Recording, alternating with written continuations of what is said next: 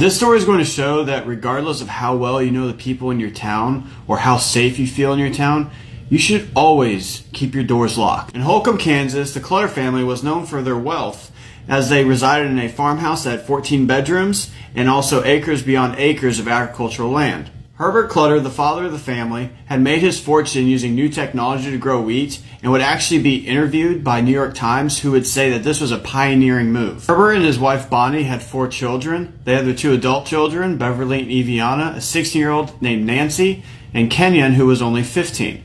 During this time, Holcomb, Kansas had a population of about 300, so there's a pretty good chance that everybody knew everybody, especially the Clutter family with how much fortune that they had brought in. Over in Kansas State Prison, Richard Hickok would hear about the Clutter family and how much fortune they had, and he would also hear that apparently they kept their money in a safe within the house.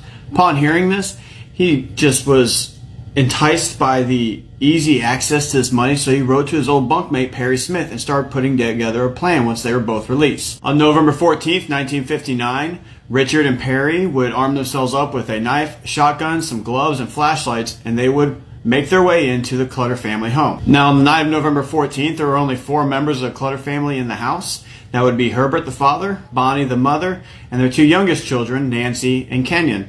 The 2 adult children had actually moved out prior to this taking place. After Richard and Perry had entered the house, they immediately woke up Herbert and demanded he open the safe so they can take the loot.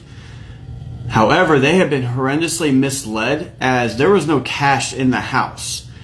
Herbert didn't deal with cash. He wrote almost all of his payments in checks. Richard and Perry were naturally infuriated by this, so they would tie up the family members and place them in separate rooms throughout the house while they searched to find anything, any sort of valuables or cash lying around.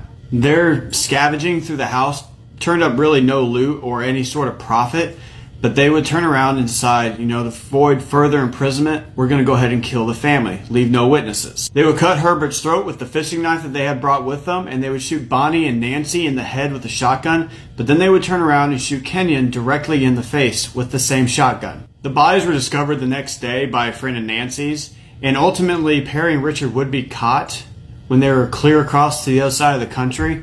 But if you want more information and more facts or really get the whole story, check out the movie In Cold Blood.